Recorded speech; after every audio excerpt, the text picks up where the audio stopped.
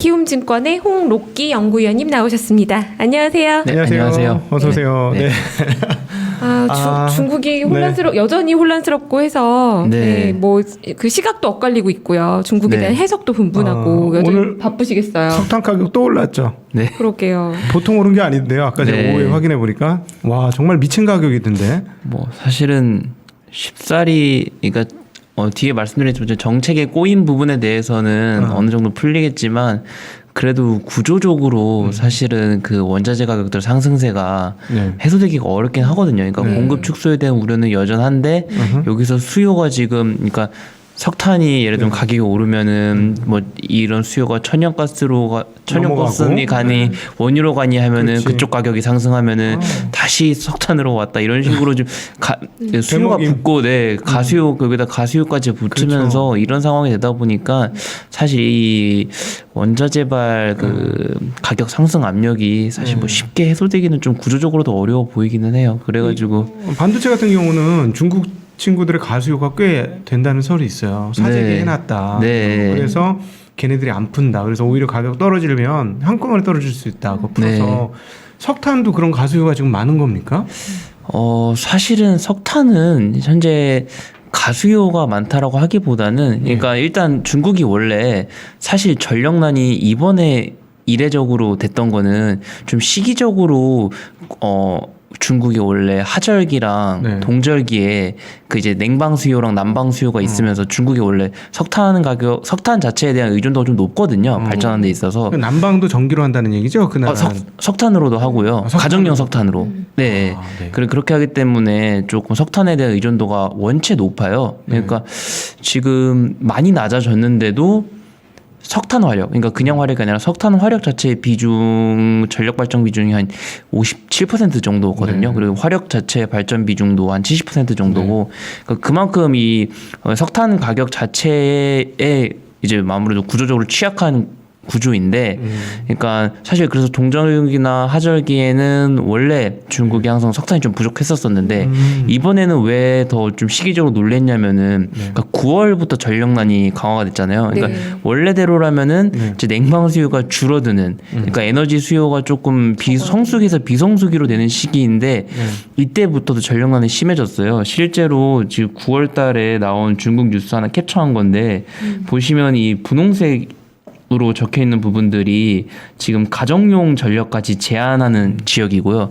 사실상 중국이 원래도 전력난이 그 주기적으로 있었었지만 가정용에 대해서 전력을 건드린 적은 없거든요. 네. 가정용 전력 제한하고 있는 지역, 그리고 갈색 지역 같은 경우에는 그 에너지 고소비 산업들에 대해서 전력 제한하고 있는 부분들이고, 그래서 실제로 보면은 이 라인들 그리고 여기 라인들, 여기가 아마 장강 부근일 텐데 결국에 이게 중국 내에서 그 제조업들 벨트들이 많이 모여 있는 데거든요. 경제 그 성장률도 좀 경제 성장률 자체도 좀 잘 되어 있는 지역이고, 그러니까 이런 중국 사실 경제를 이끄는 지역들 중심으로 좀 전력난이 발생하고 있기 때문에 이런 부분들이 중국 내에서는 조금 이례적으로 받아들인 것 같다. 특히 뭐 가정용이 건드려지면서 뭐 엘리베이터라든지 뭐 신호등이 중단이 되고 네. 또 뭐 사실은 그 국경절이 있었었는데 중국 국경절에 뭐 조명 뭐 퍼레이드 뭐 이런 것도 하고 예정이 되어 있었었는데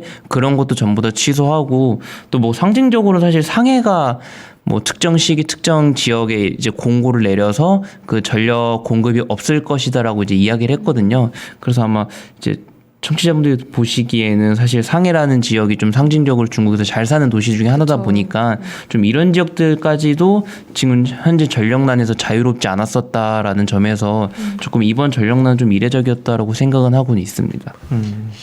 덕분에 지금 83달러까지 WTI가 공행진을 하고 그렇죠. 있습니다. 사실은 좀 원유 쪽으로 네. 좀 이 수요도 또 붙고 있는 것 같아요. 네, 그러니까 가스값도 올랐고 네. 거기에다가 또 이게 뭐 일이 꼬이려면 계속 꼬인다고 영국에서 바람은 안 불고 풍력은 그러게요. 멈췄고 맞아요. 네. 세계 여기저기서 난리죠 지금. 네. 실제로 그래서 석탄 가격 아까 이야기하셔가지고 석탄 가격도 좀 이야기를 드리면은 실제로 지금 중국이 아까 전력량 발전 비중이 있어서 화력이 좀 크다고 말씀드렸잖아요. 네. 그러니까 지금 석탄 가격이 그 코로나 이후에 코로나 이후에 전반적으로 사실 원자재 가격이 상승 랠리가 이어지고 있었었는데 지금 사실 올해 상반기부터도 상승 압력이 계속 높아지고 있었었는데 이게 중국의 석탄 가격 중에서도 좀 연료탄 가격 차트인데 그러니까 사실상 중국이 그 화력 발전소들의 손익분기점을 평균적으로 톤당 700위안으로 잡거든요. 네. 그러니까 즉 여기서 차트에서 보시면은 어이구. 지금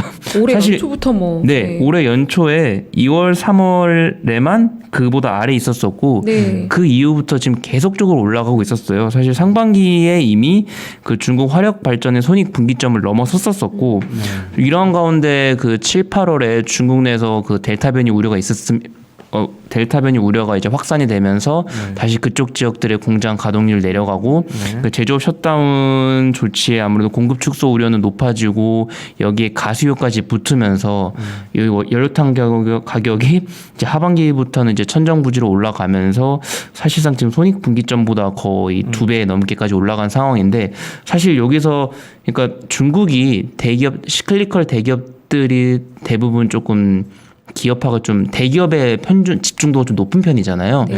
근데 중국이 오히려 석탄 산업 같은 경우에는 좀 대기업화가 아직은 안 되어 있어요. 다른 제조업들 대비 실제로 그렇기 때문에 규모도 작고 그 자동화 비율도 낮다 보니까 실제로 중국의 상위 8개 석탄 기업들이 작년에 생산한 양이 한 8.5억 톤으로 이게 전체 생산량의 50%도 안 되거든요. 그러니까 대부분이 한 8, 상위 기업 한 88개 기업들이 생산하는 물량들이 한 평균 70%에서 80%인데 50%도 안 되는 조금 그만큼 대형화가 안 되어 있는 수준인데 이렇다 보니까 경제적인 논리에 의해서 지금 사실은 전력 발전을 하면 할수록 그 화력 발전소들은 손해를 보는 그런 구조이거든요. 심하게 보겠네요. 네, 대형화도 안 되어 있기 때문에 네. 그 작은 석탄 화력 발전소들이 이거를 감당할 수 없게 되는 거고 그래서 경제적인 이유에 의해서도 사실은 가동률을 자체적으로 내리거나 네. 아니면 더 작은 석탄 화력 발전소 같은 경우에는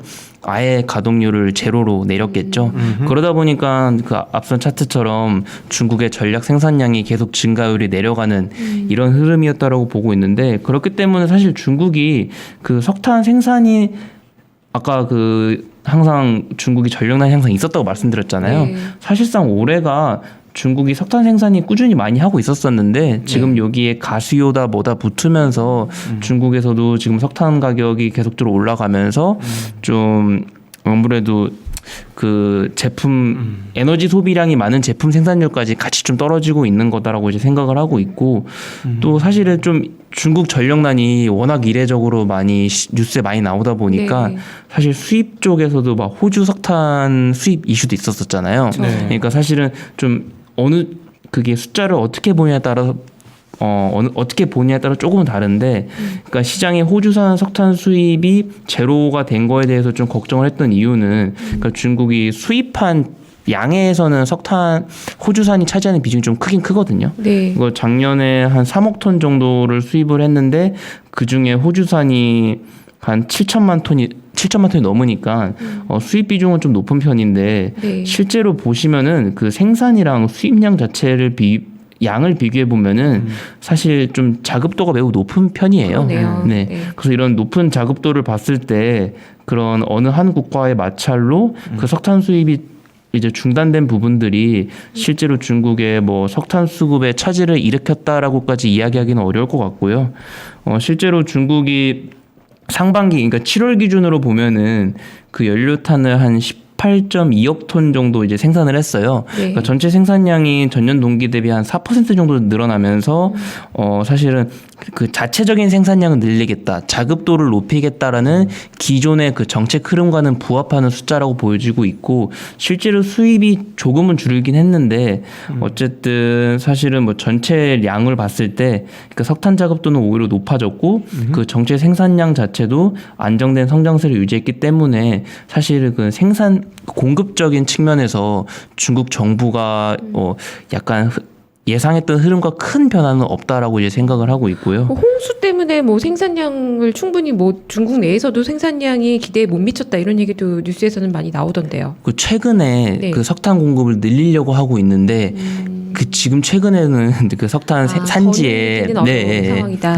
최근에는 사실 그 이슈도 있긴 있습니다. 네. 그러니까 전체적으로 토탈로 보면은 기본적으로 평소에 비해서 중국 자체 석탄을 많이 캐냈기 때문에 뭐 호주 수입산이 줄어들어서 뭐 일부 영향은 있었겠지만 그게 전면적인 이유까지는 좀 그렇게 보기는 어렵고. 근데 사실은 근데 따지고 보면 저렇게 석탄이 이슈가 된 게 상반기에 전기 소요량이 너무 많았고 결국 공장 가동률이 너무 많았고 또 공장 가동률이 많았다는 걸 따지고 보면 다른 나라는 셧다운 됐는데 중국만 정상이라서 중국이 공장이 잘 돌았고 그래서 또 따지고 들어가면 이것도 다 코로나 때문이야.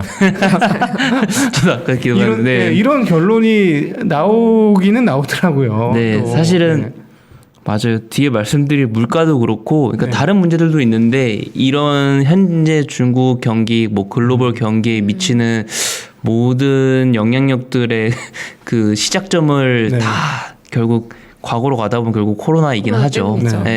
호주의 지금 그 수입은 호주로부터의 수입은 그럼 다시 재개될 가능성은 지금은 언제쯤 가능할지 아니면 아예 계획이 없는지. 아직까지는 사실 여기 석탄 수입국에서도 보면은 호주 부분이 올해 제로로 되긴 했잖아요. 근데 그 부족한 부분을 뭐 인도네시아, 러시아, 뭐 캐나다, 미국으로부터 수입량을 늘리고 또 남아공으로도 신규 수입하고 있거든요. 그래서 저는 뭐 호주산 석탄 수입을 뭐 재개한다에 대해서는 사실 뭐 그럴 가능성은 적게 보고 있고 여기 말씀드렸던 것처럼 좀 자급도를 늘리고 그러니까 자체적으로 아까 중국의 석탄 기업이 대형화라든지 자동화가 좀 안 되어 있었기 때문에 좀 생산량을 늘리는데 어려웠다 말씀을 드렸잖아요. 그래서 실제로 뭐 자동화라든지 대형화에 조금 초점을 맞추지 않을까라고 생각은 하고 있습니다. 제가 그걸 여쭤본 이유는 호주의 양이 그렇게 크지 않다라고는 말씀하셨는데 전체에서 차지하는 비중은 크지 않은데 이게 원래 수급이 타이트해졌을 때에는 1, 2% 모자라는 것 때문에 가격이 폭등하기 때문에 또 역으로 말하면 그 1, 2%가 해결이 되면 갑자기 또 폭락할 수 있잖아요. 그렇죠. 그래서 이제 그런 가능성이 대체 언제 생기는 거냐. 안 그러면 수급이 타이트한 상태로 전력량이 계속 가겠는데 겨울 갈수록 이런 이제 걱정이 되는 상황인 거죠. 저는 여기서 아까 약간의 부족한 부분들이 사실 가격의 폭등을 일으킬 수 있다고 말씀을 해주셨잖아요. 그래서 저는 아까 두 번째로 말씀드리고 싶은 게 사실 이런 구조적인 요인도 있었었지만 그러니까 중국의 석탄 가격이 더 폭등하고 그리고 전력난이 조금 더 이제 심화된 부분들을 생각을 해보면은 똑같이 석탄을 많이 쓰는 나라가 중국이랑 인도거든요. 그리고 실제로 매장량이라든지 생산량들 이런 걸 보면은 사실 중국이 인도보다 자급도가 훨씬 높아요. 근데 오히려 중국이 그런 석탄에 의한 전력난이 먼저 발생을 했고 오히려 인도는 그 이후에 그 전력난이 사실 시장에 좀 부각이 되기 시작했거든요. 그래서 왜 중국이 먼저 발생했냐고 생각을 한다면은 저는 그런 부분에서 좀 정책적인 요인도 크지 않았나라고 이제 생각을 하고 있거든요. 그 실제로 아시는 것처럼 내년 10월에 이제 당대회가 예정이 되어 있고 이때 시진핑 주석의 3연임을 할 거라고 이제 말씀을 드렸잖아요. 근데 여기서 시진핑이 최근 들어서 많이 강조하고 있는 게 그러니까 얘도 이제 처음으로 3연임, 그러니까 장기 집권을 하기 위해서 이제 갖가지 이제 당위성들을 부여하고 있는데 최근 들어서는 이런 탈탄소 정책을 많이 이야기하더라고요. 아까도 이제 본부장님인가 말씀해 주셨지만 이거 시진핑 주석이 최근에 이야기한 게 이런 탈탄소 정책은 한 명의 리더가 좀 장기적인 시야를 갖고 끌고 나가야 되기 때문에 뭐 이런 뭐 장기 집권에 필요한 산업 중에 하나로 뽑더라고요. 그러면서 2030년에 중국이 탄소 배출을 정점으로 해서 2060년도에 탄소 배출을 제로로 하겠다, 중립으로 하겠다 이렇게 발표를 했는데 그러면서 이제 뭐 신재생 에너지 정책 지원해주고 있고 그리고 양고 사업, 그러니까 이게 결국 두 가지가 높다라는 뜻인데 뭐 에너지 배출도라든지 오염물질 배출도가 높은 두 가지 산업들에 대해서 규제를 하는 정책을 하고 있고 이런 측면에서 세부적으로 간다면은 그 에너지 사용량 자체를 제한하는 정책을 하고 있거든요. 근데 여기서 중국이 그간 해왔던 게 이중 규제라고 해서 그 사용 전체량이랑 강도 이 두 가지를 같이 관리하는 거예요. 근데 사실 중국이 경제 성장률을 유지하기 위해서, 그러니까 경제 성장을 하기 위해서는 전력 생산이 늘어나야 되잖아요. 그래서 사실 저는 생각을 해보건데 총량과 강도라는 두 가지 이야기를 했지만 사실 총량을 줄인다는 거는 말이 안 된다라고 생각을 하고 있고 결국에는 강도 부분에 집중이 될 거라고 생각을 하고 있는데, 그러니까 그 에너지 강도를 규제하겠다라는 뜻은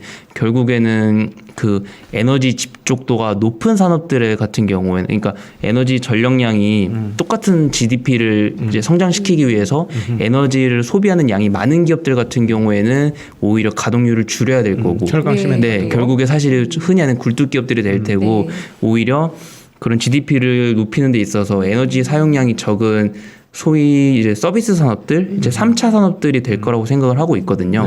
그러니까 결국 이런 에너지 강도 규제가 이루어지기 위해서는 중국도 그 3차 산업, 그러니까 서비스 산업 중심으로 중국 경제가 이루어져야 되는데, 문제는 이게 중국이 그렇게 나아가고 있었었는데 코로나를 기점으로 오히려 3차 산업 비중이 다시 떨어지기 시작하고 2차 산업들, 그러니까 제조업들의 비중이 올라가고 있었거든요. 상반기 제조업 너무 좋았죠? 네네네. 그래가지고 그 시진핑이 이야기하는 이런 정책 방향 자체에 대해서 뭐라 할 수는 당연히 할 수도 없고, 방향성이 틀렸다고 생각하진 않아요. 근데 문제는 코로나 이후에 지금 중국이 제조업 중심으로 좀 이끌어가고 있는데, 어쨌든 전체 경제 성장률을 이끌기 위해서는 지금 올라와 있는 제조업을 조금은 밀어주는 게 좋을 텐데, 이런 상황에서 에너지 그런 강도 규제, 총량 규제를 하다 보니까 아무래도 좀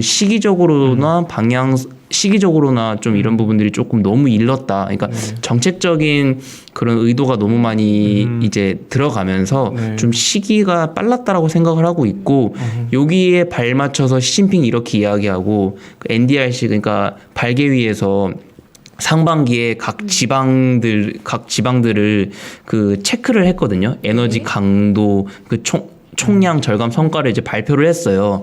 이거를 발표하면서 안 좋은 성의 책임자들은 이제 뭐 승진인데 생각을 버려라. 네, 꿈을 버려라. 잘릴 수도 있다. 이런 식으로 이야기를 한 거죠. 그 지방 정부 입장에서는 시진핑 주석이 우리 탈탄소 할 거야. NDRC가 너네 성적표 던지니까. 얘네들 같은 경우에는 그럼 사실은 지금 둘 다 엄중 걸린 기업들이나 아니면 한 가지라도 뭐 심각이 걸린 기업들 같은 경우에는 지금 이를 지키기 위해서 기업들에게 말도 안 하고 갑자기 전력 공급을 끊어버린 거죠. 그러다 보니까 지금 자기네가 생산하겠다고 해도 지방 정부가 전력 공급을 제한을 해버리니까 안 그래도 내려가고 있었던 가동률이 갑자기 더욱 내려가는 결과가 있었었고, 이런 결과 때문에 오히려 전력난이 조금 시기적으로는 생뚱맞게 9월에 갑자기 더 심화된 게 아닌가라고 생각을 하고 있는 거고요. 그렇죠.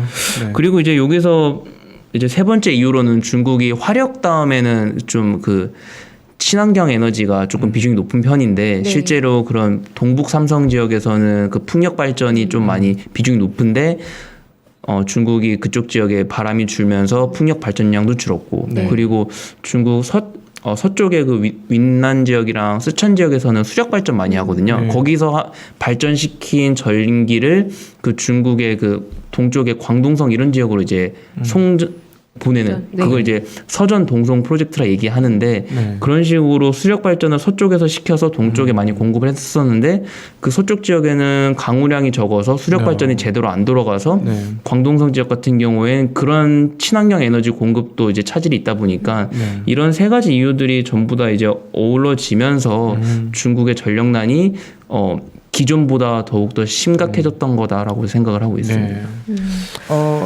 오늘 그 19% 정도 전기세 올린다는 이야기가 들리더군요.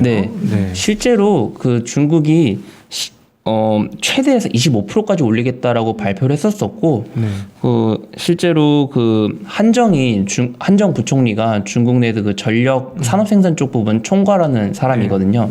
그쪽에서 넘버 원인데, 실제로 지금 석탄 공급 늘리겠다라면서 그 각종 그 석탄 쪽에 이제 공급 늘리겠다고 지시를 했는데, 최근 들어서는 그 생산 지역에 지금 강수량이 비가 많이 폭우가 쏟아지면서 그런 지시보다 좀 빠르게 늘어나지 못하고 있다라는 좀 부정적인 뉴스 이제 들리고는 있는데, 그래도 전기료를 최대 25%까지 인상시켜주겠다 이야기를 했어요. 그래서 아까 그 차트에서 너무 손익분기점을 많이 상회하고 있다 말씀드렸잖아요. 그래서 일정 부분 전기료가 좀 높아지면은 아무래도 화력발전소 입장에서도 그 전력 생산할 수 있는 경제적인 요인도 생기기 때문에 조금 일정 부분 전력난이 사실 피크는 지났다라고 이제 생각을 하고 있는 겁니다. 그러니까 사실 그 수급적인 요인에 대해서 좀 저도 완전히 해소되기는 어렵고 사실 동절기에 중국 원래 항상 동절기는 전력난이 있었었거든요. 그래서 예년 수준의 전력난은 당연히 있을 건데 지금 막 9월에 심각했던 그런 쪽 부분들은 정책적으로 시기가 그리고 강도가 조금 무리하게 들어갔던 부분이 크기 때문에 이런 요인들이 풀리면서 네. 조금 피크아웃은 됐다라고 이제 말씀을 드리고 있는 겁니다. 우리 이제 홍록기 그 팀장님께서 나오셨으니까 또 중국의 이제 슈퍼 히어로로 지금 뜨고 계신 분 아닙니까? 그럼요. 그래서 이제 탈탄소 이야기 들어봤는데 네. 제가 마음이 급해서 안 물어볼 수가 없어요. 오늘 GDP 성장률. 그러니까요. 그냥 보낼 수가 없습니다. 이거 네. 좀 우리 좀 괴롭혀야 될 것 같아서 우리 팀장님. GDP 성장률 4.9% 나왔는데 인민은행에서는 연간 베이스로 그래도 8% 나온다. 이게 도대체 무슨 말이야? 물론 이제 1분기, 2분기 워낙 잘 나왔으니 네. 합산 평균 치면 8% 나올 수 있다. 뭐 가능성이 없는 건 아닌데 지금 3분기에 4%대 찍어놓고 우리가 중국에서 그러니까요. 성장률 언제 4% 받냐는 거예요. 그러니까요. 네, 경제활동 시작한 이후로 네. 본 적이 없어요. 네, 언제 그렇죠? 봤죠? 본 적이 제 기억에는 없는데요. 네. 작년 1분기에 한번 마이너스 찍은 것만 네, 봐도 그때 코로나 네. 때문에. 때문에. 코로나 좀 이후로 빼주고. 네. 사실 없죠. 네. 근데 어쨌든 저는 분기로 봤을 때 GDP의 저점을 중국 정부가 3분기일 거다라고 생각을 하고 있는 것 같아요. 그러니까 사실은 지금 중국이 부양 정책 지원 같은 경우가 상반기에 되게 적었다고 말씀을 계속 드리고 있었거든요. 작년 말부터 긴축이죠, 네, 사실은 네. 다른 나라 대비 여타 글로벌 대비 매우 적은 네. 통화 정책을 쓰고 있었었고 실제로 긴축에 가까웠었는데 네. 하반기를 본다면은 저는 다른 나라 대비보다는 좀 완화 시그널이 좀 강하다라고 생각은 하고 있거든요. 네. 사실 최근 발언이 몇 개 좀 실망스럽긴 했지만 저는 여전히 연내 지준율 인하 가능성도 충분히 일에는 있을 거라고 생각을 하고 있고 재정적인 측면에서도 유일하게 지금 아마 세입 대비 지출이 적지 않을까. 지금 최근 들어 사실 상반기에 중국이 원래 상반기에 재정 적자가 심했었는데 실제로 지금 목표했던 재정 적자치를 많이 못 채운 상황이에요. 그러니까 그만큼 좀 정책적인 여력도 크기 때문에 그리고 사실은 조금 저도 그 GDP도 자체도 좀 실망스러웠었는데 저는 그 9월 월간 지표들도 나왔잖아요. 네. 근데 9월 월간 지표들을 보면은 소비는 제 생각보다도 좀 잘 나왔어요. 그러니까 소비가 이렇게 빠르게 회복이 될 줄 몰랐었거든요. 그래서 소비 부분이 잘 나왔던 부분까지는 좀 놀라웠는데 산업생산 나쁘게 나온 것까지는 오케이. 그런데 좀 그 투자 같은 부분을 나눠보면은 그 부동산 투자가 내려가는 건 당연한 건데 그렇죠. 네. 인프라 투자가 오히려도 조금 둔화됐거든요. 그 사실은 근데 지금 오히려 지방채 그러니까 인프라 지방채들을 보면은 오히려 지금 사실은 저번 달을 기점으로 지금 계속 늘어나고 있어요. 네. 그래서 저는 이 반영되는 시기를 후행을 평균적으로 3개월에서 6개월 정도 된다라고 하거든요. 네. 그래서 저는 그게 좀 빠르게 반영이 된다면은 4분기부터는 좀 그 반영될 거라고 생각을 하고 있었었는데 아무래도 중국 정부도 이런 부분들을 염두에 두고 조금 경기 전망에 대해서 조금 낙관적인 발언들을 많이 하는 게 아닌가라고 생각을 하고 있는 거고 사실은 조금 저도 그 오늘 나온 GDP랑 그 월간 그 실물 지표들을 봤을 때 중국 정부가 조금 그 부양책에 대한 언급이라든지 의지를 조금 세게 이야기해 줄 줄 알았거든요. 근데 제 기대보다는 솔직히 그 발언 수위가 좀 약했던 것 같아요. 근데 지금 중국 정부가 지금 걱정하고 있는 부분들은 어쨌든 중국이 사실은 원래 그 경기가 사실 이렇게까지 빠르게 나빠질 거라 생각은 안 했었거든요. 근데 지금 헝다 이슈 겹치고 전력난 이슈 겹치고 하면서 그러니까 중국이 원래 규제를 하고 있었었는데 이런 규제들이 경기에 부정적인 영향을 미치면서 헝다 이슈도 나왔고 전력난 이슈도 나왔고 그리고 여기에서 지금 그 전에 나온 물가 지표들 보더라도 공급발 인플레가 더욱더 심해졌거든요. 그러니까 생산재 물가, 생산재 PPI는 더 올라갔고 근데 오히려 그 소비재 PPI는 떨어지고 CPI는 더 떨어지고 좀 이렇게 해서 지금 그 밸류 체인별로 계속 격차는 커지고 있고 이거를 소비자들에게 전가를 해야 되는데 아직까지 이게 쉽게 되지 않고 있거든요. 그러니까 실제로 지금 일부 전가하겠다라는 정책들이 요즘은 좀 나오고 있어요. 소비재 기업들 한 열 몇 곳에서 그 판가 올리겠다 이런 정책 네. 발표를 보긴 했는데 네. 저는 최근 흐름들을 봤을 때 이게 수요가 늘어나서 그러니까 수요가 견인하는 추세적인 가격 인상이냐라고 본다면 그건 아니라고 생각을 하고 네. 결국에 비용 부담이 커지다 부담이 너무 커지다 보니까 좀 이제 코스트 푸시 성격의 그런 일회성인 그 가격 인상이었다고 보고 있기 때문에 여전히 소비자에게 전가가 잘 안 되고 있고 공급 측면에서 이걸 빠르게 해소가 돼야 할 텐데 사실은 중국이 그간 그런 소재 기업들이 증설 투자가 제대로 안 되어 있었기 때문에 이런 상황에서 그 정책들이 빨리 발표한다고 바로 생산량을 그 수요를 다 충족할 수 있을까 늘릴 수 있냐라고 본다면 그건 아니라고 보거든요. 그래서 사실 공급발 인플레도 계속되고 있기 때문에 사실 중국 정부가 4분기에도 좀 그런 완화 시그널을 많이 보여줄 거다라고 보여주고는 있는데 사실 좀 부동산 규제도 최근에 많이 하면서 좀 헝다 이슈가 나왔었잖아요. 네. 사실 좀 부동산 규제도 그렇고 그 2분기부터 3분기에 계속되어 왔던 규제 스탠스 자체가 조금은 완화가 되지 않을까 완화될 수밖에 없다라고 생각을 하고 있는 거예요. 부동산 규제. 네. 그래도 뭐 그 큰 틀에서는 네, 큰 틀에서 바뀐다는 건 아닌데, 네. 그러니까 저는 경기가 많이 받쳐줄 거기 때문에 중국 정부가 경기가 받쳐줄 거라는 자신감에 규제를 좀 강화했던 흐름이라고 생각을 하고 있는데, 지난 3분기 오히려 흐름은 8월 9월까지 흐름은 그랬던 것 같은데 생각보다 이런 규제에 의해서 좀 경기에 파열음이 많이 나오다 보니까 아무래도 그만큼 규제가 조금 완화는 될 수밖에 없는 것 같다라고 생각을 하고 있습니다. 다만 이런 규제 때문에 그런 정책 지원들이 숫자적으로 반영되는 게 아직까지 좀 느린 것 같아요. 실제로 예를 들면은 그 10월에 그 신용공급 지표들 중에서 M2 증가율은 시장 예상치를 상회를 했는데 예를 들면 뭐 사회융자 총액이라든지 신규 위안화 대출 같은 경우는 시장 예상치를 하회했거든요. 근데 이거를 보면은 사실은 여기 또 말씀드리고 싶어서 하나 가져왔었는데 실제로 지금 최근 한 4개월 정도 흐름을 본다면은 단기 쪽이 오히려 마이너스에서 갔다가 지금 플러스로 오히려 늘어나고 있는 거고 사실은 그 중장기 대출은 거의 고정되어 있거든요. 그러니까 이게 결국에 중국 부동산 쪽 부동산 모기지로 가는 이제 대출이라 보시면 될 텐데 이제 모기지 부분들은 정체되어 있기 때문에 그 전체를 보면 시장 예상치를 좀 둔화된 것처럼 보이지만 어쨌든 좀 경기 부양책과 좀 관련 있는 좀 단기 대출과 신규 외환 대출 같은 경우에는 좀 빠르게 늘어나는 흐름들이 보여주고 있기 때문에 사실 중국의 정책 지원들이 숫자적으로 아직까지 반영이 안 되어 있지만 좀 세부적으로 보면은 조금씩 늘어나고 있는 흐름들은 좀 그래도 보여주고 있기 때문에 좀 4, 4분기를 낙관적으로 보는 거 아닌가 정책들이 그렇게 생각은 하고 있습니다. 그렇죠. 그 인민은행이 8% 보는 거는 4, 4분기를 낙관적으로 봤기 때문에 네, 그렇죠. 네. 근데 저도 아마 근데 지금 3분기에 썼던 그런 정책들이 아직까지 지표에 반영이 안 되어 있기 때문에 4분기를 낙관적으로 보는 것 같고요.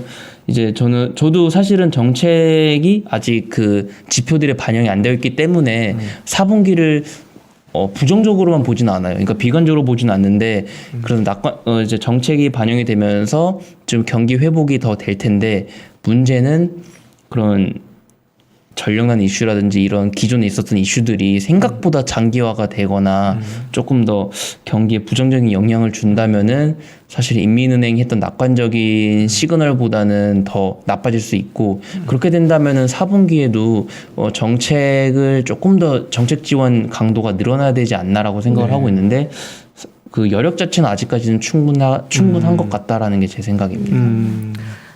나쁜 게 아니다 뭐 이렇게 들리네요. 오히려 나쁘니까 조금 정책 스탠스는 기존보다는 좀 완화적으로 나올 것 같고 그러면 4분기에 연간 8%를 만들 만큼 강하기는 어려울 수 있겠지만 지금 솔직히 개인적으로 8%는 저도 안 된다고 지금 대부분 보고 있지만 그래도 각도상으로는 3분기 저점을 찍고 좀 좋아지긴 하겠다 이렇게 지금 보시는 거죠.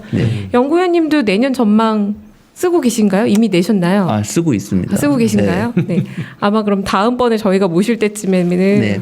4분기도 4분기지만 아마 이제 올해 마무리가 되고 나면 네. 내년에 과연 진짜 좋아지느냐 이게 지금 시장에서 궁금할 텐데. 맞아요. 네. 네, 그때 또 좀 무식한 질문 하나 드리겠습니다. 네. 아, 네. 오늘 백주 주식들이 폭락을 했어요. 네. 네. 그죠? 네. 소비세 인상을 하겠다고 그래가지고 그래서 여기 중국은 공동부유를 돈 많이 번 기업들한테 세금 뜯어가지고 네. 진짜 뿌릴 건가? 뭐 이런 생각이 들 정도로 네. 지난번엔 텐센트한테 일종의 네. 기부금 같은 거 받았고 네. 알리바바한테도 그렇고 그렇게 공동부유 진짜 할 건가? 하는 생각이 자꾸 들어요. 이런 과정들을 보니까 공동부유 하긴 이제 안 할 수는 없는 것 같고요. 이미 네. 내려놓은 방향으로는 거니까. 계속 가는 거 아닌가요? 예, 예. 네. 그 기조가 바뀌지는 않을 네, 그럴 것 근데 같은데 분위기인데요. 이런 일단 식으로 합니까? 시장은. 계속? 네, 계속 이렇게 가는 건가요? 네. 근데 또 이런 말하긴 조금 뭐한데 네. 기업들한테 돈 뜰 땐 그렇게 화끈하게 뜯으면서 유튜브니까. 네. 화끈하게 근데 또- 뜯으면서. 네. 정책을 쓸 때는 네. 공동부유는 점진적으로 갈 거라고 계속 이야기하고 있거든요. 네. 그러니까 공동부유라는 과제는 아까 장기 집권의 과제로서 네. 아까 발언 때문에 까먹었다. 네. 장기 집권의 필요성으로서 막 탈탄소, 막 신재생 에너지 이런 거 이야기하면서 네. 또 이야기하는 게 공동부유를 이야기하거든요. 네. 그래서 공동부유라는 게 점진적으로 일어나갈 것이고 이제 뭐 기업과 경제 이런 부분들이 원활하게 돌아가기 위해서 해 나가야 될 게 많기 때문에 점진적으로 해 나갈 것이라고 얘기하면서 기업들에게서는 소비세 인상이라든지 이런 걸 좀 확실하게 하더라고요. 네. 그래서 사실은 저는 경제적인 요인도 많지만 그런 공동 부유와 관련돼서는 좀 정치적인 색깔이 많다고밖에 계속 해석이 안 되는 것 같아요. 사실. 그러면 그걸 이제 제가 듣는 걸 제가 또 한번 해석해 보면 이렇게 들리네요. 그러니까 사실 시진핑 집권을 한다고 보면 네. 3기 집권까지 한다고 보면 이 색깔은 크게 변하지 않을 거고 네. 사실은 대중들한테 인기는 상당히 있는 정책일 걸로 추정이 됩니다. 그래서 네. 그렇죠. 예를 들자면 부동산 누르는 거 이런 것들 네. 계속 할 거고 네. 장기적으로는 국가 전체가 안정화 될 수는 있겠죠. 네. 그러니까 버블 될 거를 막아 놓은 거니까. 그런데 일정 부분 성장을 포기하고 그렇게 간다고 하면은 충분히 이해되거든요. 네. 그렇게 갈 수 있지. 네. 뭐 장기 성장을 위해서 좀 느리게 간다. 오케이인데 항상 보면 또 6% 7%는 해야 되겠다. 네. 이렇게 얘기하면서 이렇게 되니까 그러면 어떻게 되는 거지? 그 얘기를 맞추려면 분명히 일부 부양책이 들어와야 되는데 맞아요. 최소 4, 4분기가 그거에 일정한 바로미터 네. 얘네들이 공동부유를 하면서도 경기를 지키기 위해서 할지 안 할지가 4, 4분기에 상당 부분 그 모습을 드러내지 네, 않을까 네, 네. 하는 상상을 해봅니다. 저는 어떨까요?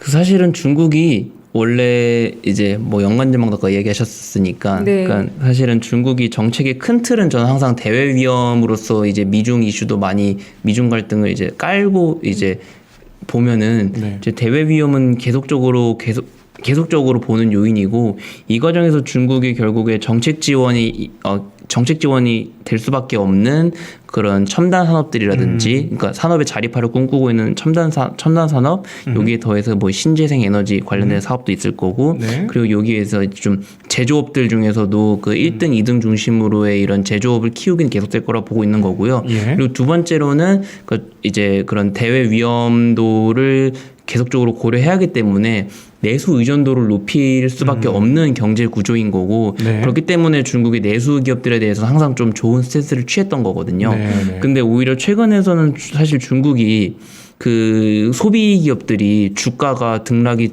계속 변동성이 커지는 이유 중에 하나가 사실은 중국이 그런 내수 기업들이 그간 워낙 좋았었는데 공급발 인플레이션이 계속되면서 최근 들어서 2분기, 3분기의 실적들 흐름들을 보면은 그런 공급발 인플레에 의해서 그런 소재 기업들이라든지 그러니까 원자재, 뭐 제조업들 그런 기업들 실적이 오히려 상향 조정이 되고 그리고 그와 관계없는 그냥 반도체나 헬스케어 기업들은 안정적으로 가고 그리고 오히려 소비재 기업들이 이런 마진 압박들이 장기화되면서 이제 2분기, 3분기가 지나가면서 기업 이익들이 계속적으로 꺾이고 있거든요. 네. 그러니까 이런 측면에서 아무래도 중국의 소비재 기업들이 주가가 하락을 했었어도 실적이 둔화가 되면서 오히려 밸류에이션 부담은 똑같이 있을 거고 이런 상황에서 이런 중국 정부의 그 정책 이런 흐름에 주가 변동성이 좀 계속적으로 노출이 되어 있는 것 같고 사실은 이런 상황에서 그 올해 연말이랑 내년 1분기까지는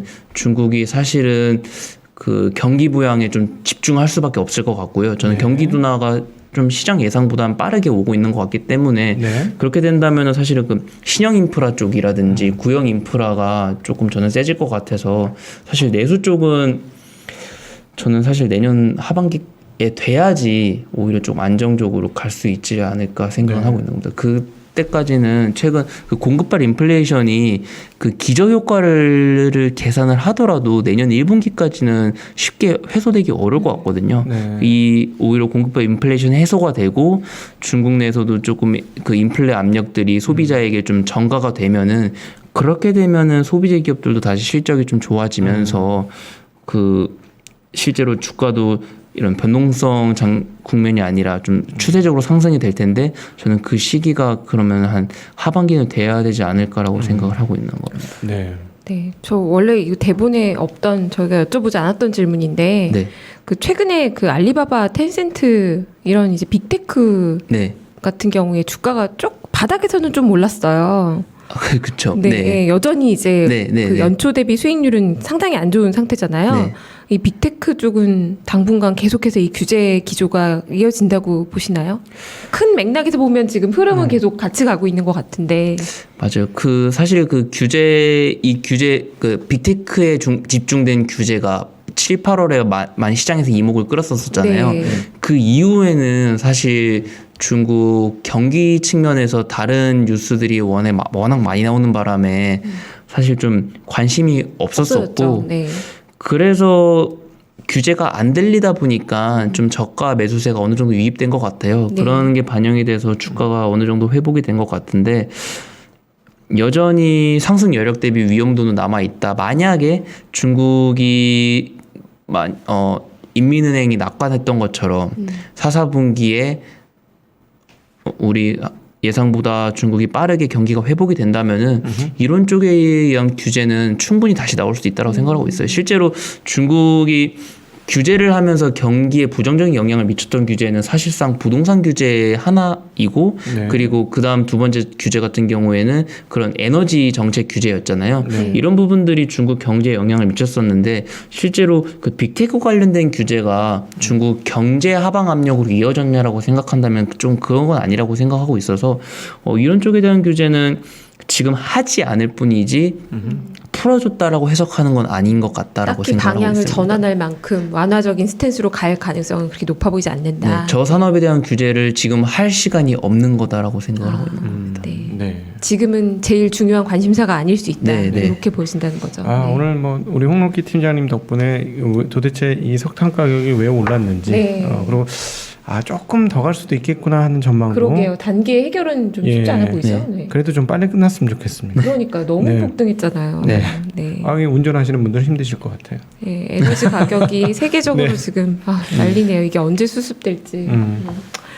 네, 오늘도 홍록기 연구위원님 중국 정리 깔끔하게 해주셔서 감사하고요. 다음에 또 연관 전망 쓰시면 또 조만간 저희가 또 모시도록 하겠습니다. 늦은 밤에 감사합니다. 고맙습니다. 고맙습니다.